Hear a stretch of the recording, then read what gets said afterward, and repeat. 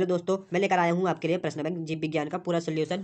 अध्याय 1 का पूरा सोल्यूशन लाया हूँ, जिसका नाम है जीवों में जनन। तो इसका पूरा सोल्यूशन दूंगा मैं 2 अंक के और 3 अंक के। 1 अंक वाले तो आपको प्रश्न बैंक में ही दिए हुए हैं। तो देखते हैं आगे का। तो यहाँ पर दिया गया है आपका ब्लूप्रिंट। तो आपको आपका ब्लूप्रिंट पता ही होगा। तो ये रहे एक अंक वाले उत्तर। इनके उत्तर आपको PDF के लास्ट में मिल जाएंगे।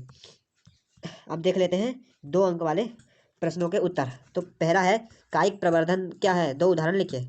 तो इसका उत्तर देख लेते हैं।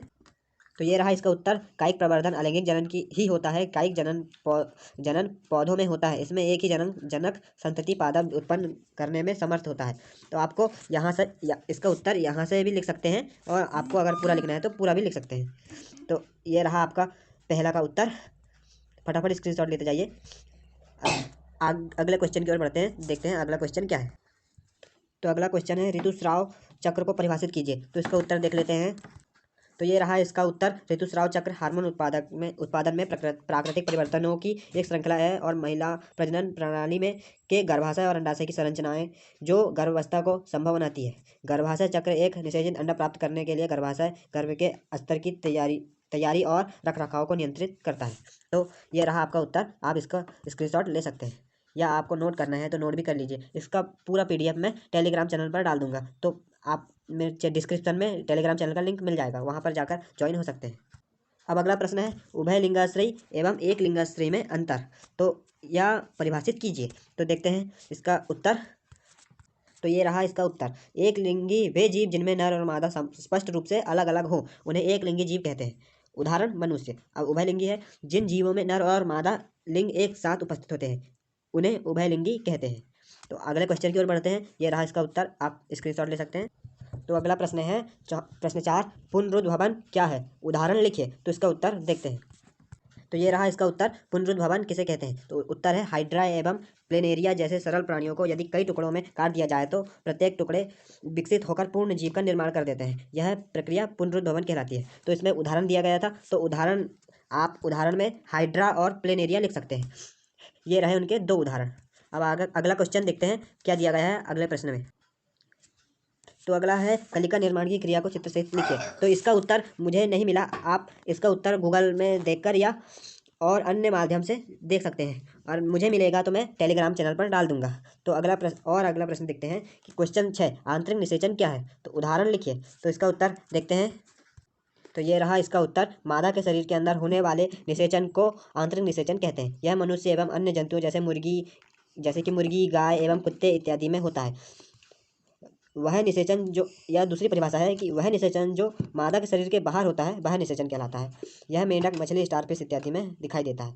तो ये रहे आपको बाह्य निषेचन और आंतरिक निषेचन अंतर भी आ सकता है। तो यहीं से आप पॉइंट बनाकर लिख सकते हैं। तो इसमें पूछा गया था आंतरिक निषेचन के बारे में, लेकिन मैंने बाह्य निषेचन और आंतरिक निषेचन दोनों की परिभाषा दे दिया हूँ। तो अगले प्रश्न की ओर बढ़ते हैं। तो क्या दिया गया है। तो अगला प्रश्न है युग्मक स्थानांतरण को संक्षेप में लिखिए। तो उसका उत्तर देखते हैं। तो ये रहा इसका उत्तर। युग्मकों का स्थानांतरण परिवहन। तो इसका उत्तर देख लीजिएगा, यहाँ पर दिया गया है। तो आप इसका स्क्रीनशॉट ले सकते हैं। अब आगे बढ़ते हैं। तो आगे देखते हैं कि अगला प्रश्न क्या है। तो अगला प्रश्न दिया गया है बीजाणु जनन को संक्षेप में लिखिए। तो इसका उत्तर हम देख लेते हैं। तो ये रहा उसका उत्तर। तो इसमें दिया गया है जीव विज्ञान में बीजाणु को स्पोर भी कहते हैं। तो लैंगिक व अलैंगिक प्रजनन की एक संरचना है जिसे कोई जीव या जाति स्वयं को फैलाने, प्रकीर्णन करने या विषम परिस्थितियों में दीर्घकाल तक जीवित रहने के लिए बनाती है। बीजाणु बहुत से पौधे, शैवाल, कवक और प्रोटोजोआ के जीवन चक्र का महत्वपूर्ण भाग होता है। तो आप यहाँ तक लिख सकते हैं, या आपको और भी लिखना है तो इसे पूरा लिख सकते हैं। तो इसका स्क्रीनशॉट ले लीजिए। अब हम देखते हैं अगला प्रश्न। हाँ, अब प्रश्न 9 दिया गया है खंडन विधि क्या है। तो इसका उत्तर भी देख लेते हैं हम। तो ये रहा इसका उत्तर। खंडन बहुकोशिकीय जीवों में होता है, चाहे वह पौधा हो या जानवर।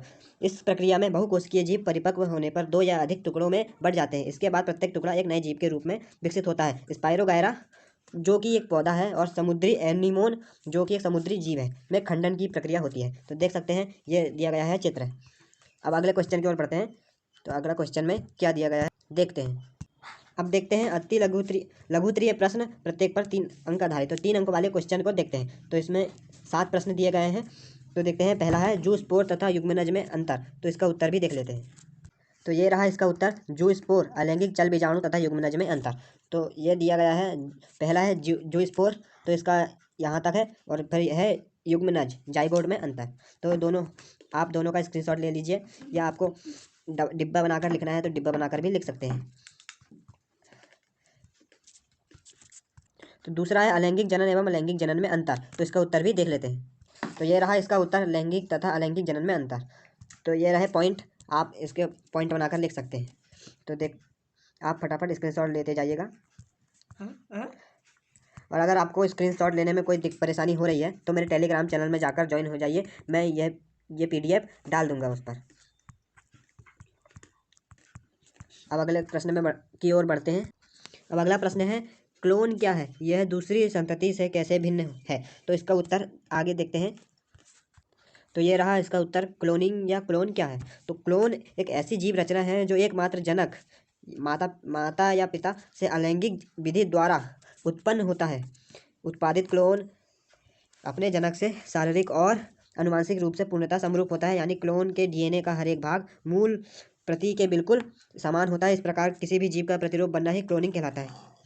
तो इसका यह रहा उत्तर, आप स्क्रीनशॉट ले लीजिए। अब अगले प्रश्न की ओर बढ़ते हैं। अब अगला प्रश्न है, जीवों में जनन क्यों आवश्यक है। तो इसका उत्तर भी देख लेते हैं। तो इसका उत्तर ये रहा, जनन जाति की निरंतरता एवं उत्तरजीविता बनाए रखने के लिए जनन आवश्यक है। जीव विज्ञान के अनुसार प्रत्येक जीव अपनी जाति की निरंतरता को बनाए रखने के लिए उत्पन्न होता है, तथा यही प्रत्येक जीव के उत्पन्न होने के पीछे का कारण है और प्रकृति का भी नियम है। तो ये रहा आपका उत्तर। अब आगे अगले प्रश्न की ओर बढ़ते हैं। तो अगले प्रश्न में क्या दिया गया है देखते हैं। तो अगले प्रश्न है, कौन सा निषेचन अधिक प्रगत है, वह निषेचन या आंतरिक निषेचन। तो इसका उत्तर भी नहीं मिला है, और 5 और 6 ये दोनों के उत्तर मुझे नहीं मिले हैं। तो अब अगर मुझे मिलेंगे तो मैं टेलीग्राम चैनल पर डाल दूंगा। अब अगला प्रश्न है, 7 ब्रायोफाइटा में वर्धी जनन किस प्रकार होता है। तो इसका उत्तर भी देख लेते हैं। तो ये रहा इसका उत्तर, कभी कभी पौधे की पत्ती एवं तने के अग्रभाग पर बहुकोशिकीय एवं हरे रंग की रचनाएं निकलती हैं, जिन्हें जेम्यूल कहते हैं। ये अलग होकर अंकुरण द्वारा नए पौधे को जन्म देती है। पौधों के कंद तथा पुतंतु भी नए पौधों को जन्म देते हैं। ब्रायोफाइट्स में पत्र प्रकलिकाओं द्वारा भी वर्धी जनन होता है। तो ये रहा इसका उत्तर। तो ये पूरे